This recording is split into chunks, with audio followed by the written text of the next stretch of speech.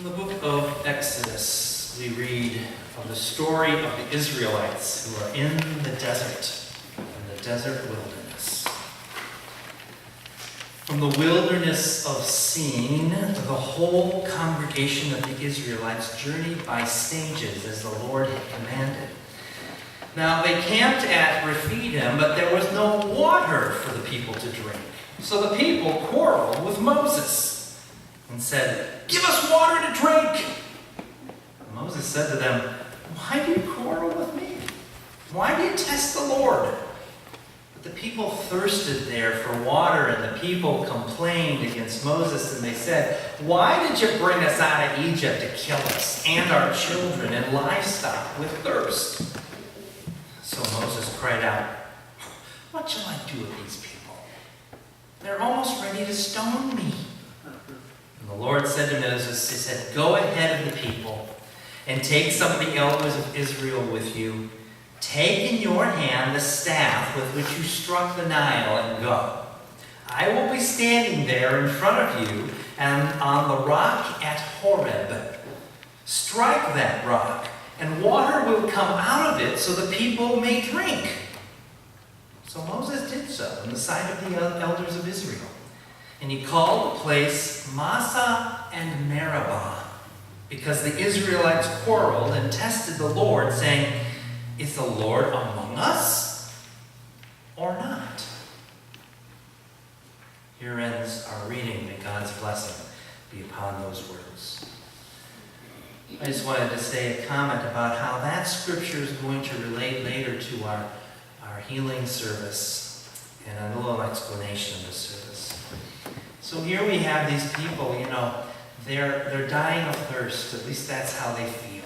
Because, how we feel always is how we think we are. And they're very thirsty. And so they're quarreling with Moses and they're complaining to God. Now they hope that they're going to get a drink of water soon and that their animals will be watered also. They hope that they're going to find something that's going to sustain them for a long time. Now, I want to suggest something. Lots of times when we hope for something, often that's how it's put, we hope for something. It always seems like it's going to be in the future that our hope is going to either be rewarded or is going to come to fruition. Is that so true? Is that what really hope is all about? Well, lots of times it is.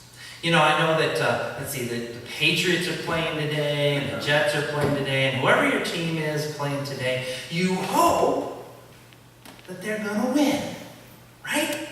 So you have this thing going on operating in your day today. You're hoping something's happening later.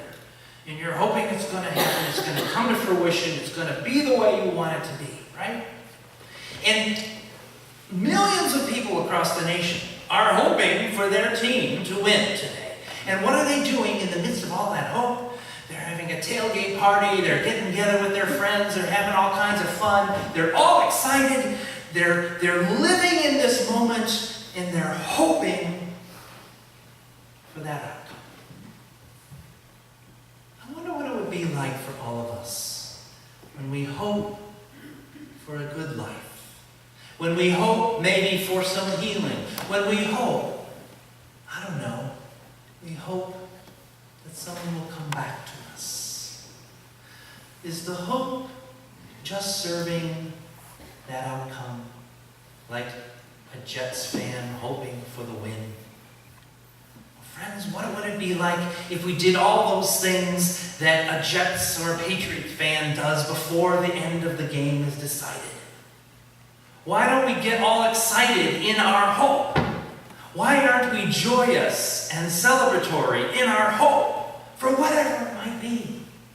Is it the hope for the healing? Is it the hope for a celebration to be with our friends again? Is it the hope for the filled church again? Well, is it the end result that's going to be right now? No. Hope is about now. Prayer is about now.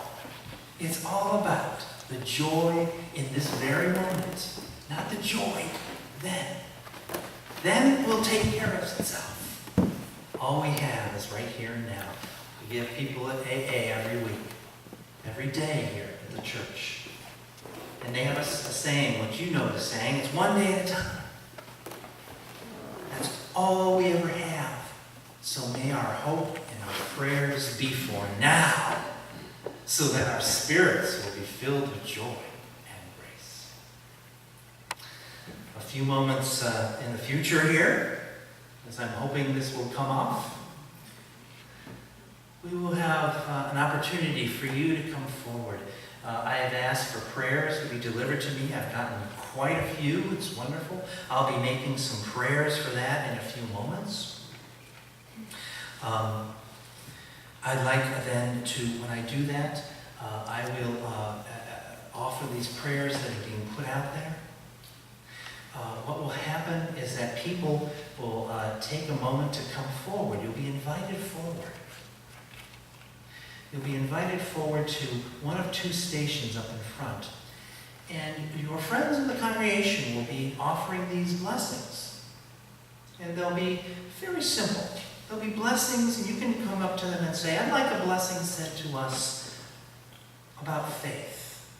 Or, I want a blessing about celebration. Or, I want a blessing of courage, or strength, or healing. And they'll remind you of those 5 different things. And just come forward and receive. That's all it's about. I hope you do that. I hope you do that with greatness. I've messed up the order of a worship service because I'm all nervous about this working. So be with me and hope with me. So what we're going to do now is we're going to sing our next hymn, seated. We're going to sing this hymn 3 times through, and then we'll go to the prayers of the congregation, and then we'll sing another hymn. Okay? So let's sing seated, Spirit of the Living God, Black Hymnal 208.